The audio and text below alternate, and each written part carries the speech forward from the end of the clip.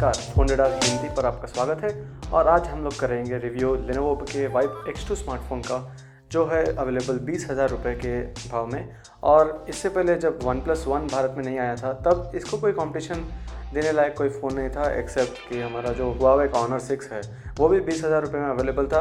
पर अभी भी अगर देखो तो OnePlus 1 आ रहा है आपको Qualcomm Snapdragon 801 प्रोसेसर के साथ, और ये है MediaTek का MT6595 प्रोसेसर के साथ।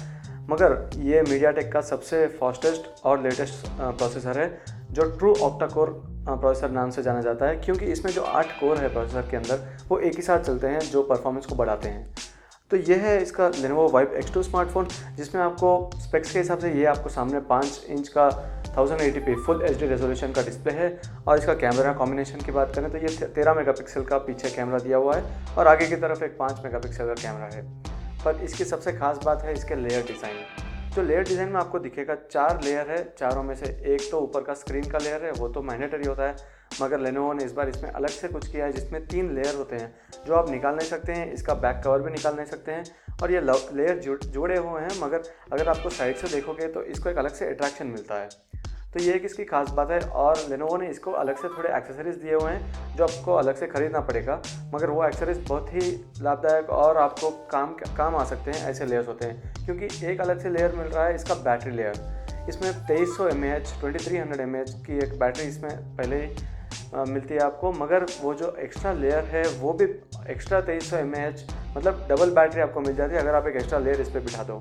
तो एक बैटरी केस है जो एक लेयर नाम से दिया गया है लेनोवो ने।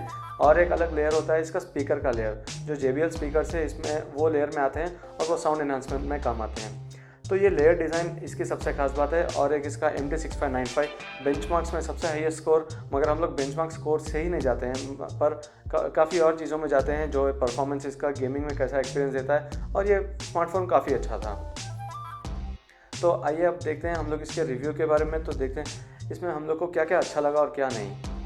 तो इसके अगर डिज़ाइन के हम लोग बात करें तो डिज़ाइन में जो लेयर डिज़ाइन है वो कुछ नया दिया हुआ है लेनोवो के तरफ से, जिसमें आपको साइड से गोल्डन ऑरेंज ऐसे कलर दिखेंगे, मगर इसका बैक कवर आप निकाल नहीं सकते हैं। वो भी एक लेयर है जो साथ में मिला हुआ है और इसको आप अलग से कस्टमाइज़ कर सकते हैं एक्सेसरीज के साथ। जैसे मैंने बताया, बैटरी और स्पीकर के लेयर्स होते हैं तो जो सिर्फ कवर के जैसे काम नहीं आते हैं, मगर आपको एक एक्स्ट्रा फंक्शनलिटी भी देते हैं। और इसका साइड में अगर देखोगे तो ये बटन्स बहुत ही टैक्टाइल है, जो वॉल्यूम रॉकर बटन है और पावर का बटन है।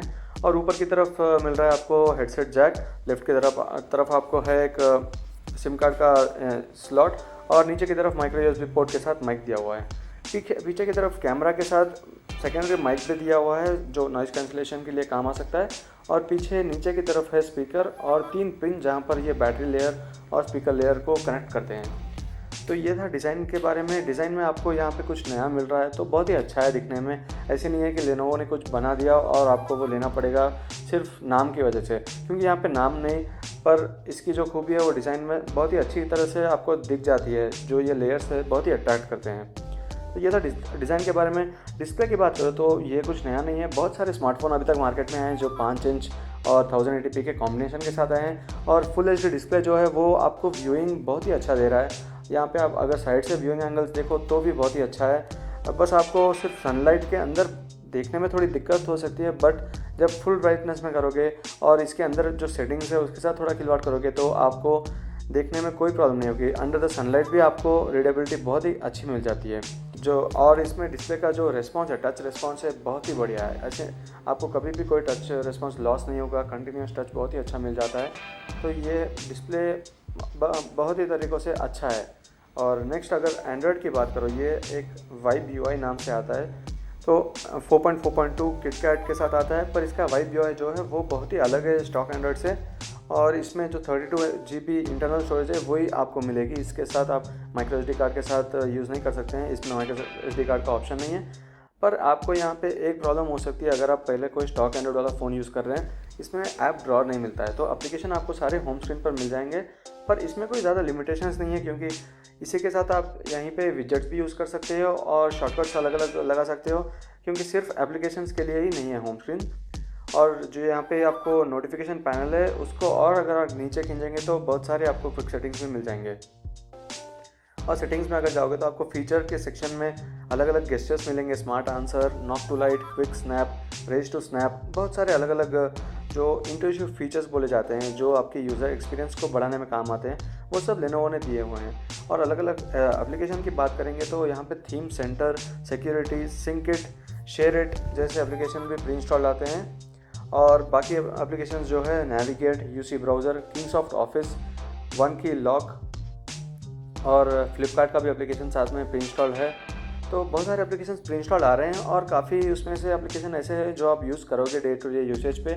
और गूगल का पूरा प्ले सर्विसेज का लिस्ट भी यहाँ पर आपको उपलब्ध है। तो 2 GB का रैम है जो है, उसमें से आपको करीब 1.2 GB आपको फ्री रैम मिल रहा है। बाकी तो सिस्टम यूज़ करेगा, पर आपको ये बहुत ही काम आता है 1.2 GB। जब आप मल्टीटास्क करते हो, मल्टीटास्किंग में कोई दिक्कत नहीं होती है। गेमिंग में हम लोग को कोई इश्यू ही नहीं मिले। 3-4 अलग अलग गेम ट्राई किए और सभी में परफॉर्मेंस बहुत ही बढ़िया था, कोई पिक्सल ड्रॉप नहीं था। तो बहुत ही बढ़िया स्मार्टफोन है परफॉर्मेंस के बारे में अगर बात करें तो। और कनेक्टिविटी में आपको 4G LTE बैंड का इसमें कनेक्टिविटी सपोर्ट कर रहा है Lenovo Vibe X2। तो ये एक बड़ी बात है, क्योंकि 4G LTE कनेक्टिविटी के स्मार्टफोन से आजकल बहुत सारी कंपनीज निकाल रही हैं अलग से 4G कनेक्टिविटी देने के लिए। पर जब Vibe X2 में कोई अलग वेरिएंट नहीं है, इसी वेरिएंट में 4G आ रहा है, तो एक बड़ी अच्छी बात है।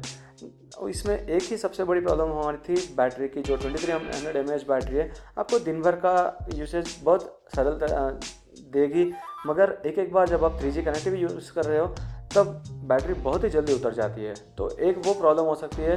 मगर मैं सजेस्ट करूँगा कि आपको अगर फिर भी फ़ोन के थिकनेस की ज़्यादा इश्यू नहीं है तो आप एक एक्स्ट्रा बैटरी लेयर ले लें जो 2000 रुपये में मिल रहा है। तो वो battery layer double the battery दे देगा, जो मिला के 4600 mAh का आपको कैपेसिटी दे रहा है। तो वो कम से कम आपको 1.5 दिन तक का तो आराम से आपको यूसेज देगा, जहाँ पर आप कभी भी कोई भी चीज़ के बारे में सोचने की ज़रूरत नहीं पड़ेगी, या ताकि मैं अगर 3G यूज़ करूँ ना करूँ या वाईफाई यूज़ करूँ, वो सब की आपको कोई दिक्कत नहीं रहेगी। तो ये था हमारा कनेक्टिविटी और परफॉर्मेंस का रिव्यू। इसमें UI जो है आपको स्टार्टिंग में एक बार लगेगा कि कंफ्यूजिंग है, मगर आप एक बार इसको यूज़ करना शुरू करोगे तो बहुत ही आसान है यूज़ करना। Vibe X2 में एक 13 मेगापिक्सल का कैमरा दिया गया है, जिसमें आपको पिक्चर क्वालिटी काफ़ी अच्छी है अगर आप बात करेंगे नेचुरल लाइट की और बाहर अंडर सनलाइट की कैप्चर्स की। पर लो लाइट में इतनी खास क्वालिटी नहीं है। और हम ये कह सकते हैं कि Asus के Zenfone 5 और Redmi 1S जो इससे कम भाव में मिल रहे हैं, बहुत ही कम भाव में, तो उनकी लो लाइट क्वालिटी इससे बहुत ही बेटर है। तो ये नेचुरल लाइट के लिए अच्छा है। और 1080p वीडियो रिकॉर्डिंग जो इसमें आप कर सकते हैं वो भी बहुत ही बढ़िया है। और सामने एक 5 मेगापिक्सल का कैमरा दिया है Vibe X2 में, जो ये काफ़ी अच्छा काम करता है सेल्फीज लेने में और मदद करता है आपको वीडियो चैटिंग के लिए भी। थ्रू स्काइप या कोई भी एप्लीकेशन से अगर आप वीडियो चैट करना चाहते हैं तो ये 5 मेगापिक्सल कैमरा बहुत ही काम आता है। तो जैसे आपने देखा, ये Lenovo का जो Vibe X2 स्मार्टफोन है, इसको कंपटीशन देने के लिए सिर्फ Huawei का Honor 6X स्मार्टफोन है और OnePlus One। मगर ये जैसे अवेलेबल है वैसे OnePlus One के लिए आपको काफ़ी मेहनत करनी पड़ेगी, इनवाइट्स के थ्रू और अलग चीज़ों के थ्रू, जिससे आपको एक फ़ोन ख़रीदने के काबिल हो सके। तो इसके लिए तो वैसे कोई ज़रूरत नहीं है, फ्लिपकार्ट में अवेलेबल है डायरेक्टली और आप अभी ख़रीद सकते हैं इसको।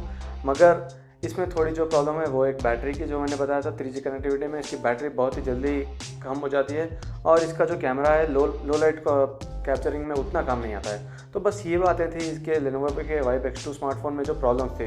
बाकी सब तो अच्छा है, इसका जो डिज़ाइन है वो बहुत ही अच्छा है, जो लेयर डिज़ाइन है, और इसका डिस्प्ले बहुत ही बढ़िया है। जो सनलाइट के अंडर भी आपको एक अलग से फीचर मिलता है, जिससे आपको रीडेबिलिटी की कोई प्रॉब्लम नहीं होती। आप सनलाइट के नीचे बहुत ही अच्छी तरह से इसका कंटेंट पढ़ सकते हैं। तो काफ़ी अच्छा है, परफॉर्मेंस के हिसाब से मेरे को यह फ़ोन बहुत ही अच्छा लगा।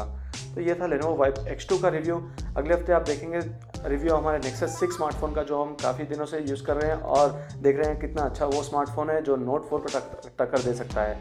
तो सब्सक्राइब करें फोन रेडार हिंदी चैनल को और देखते रहें हमारे दूसरे चैनल्स लैंग्वेजेस के, जो है तेलुगु, गुजराती और मराठी, और फोन रेडार का मेन चैनल जहाँ पे हम लोग CES के लेटेस्ट हैपनिंग्स के बारे में बात करेंगे। तो देखते रहिए फोन रेडार हिंदी। धन्यवाद।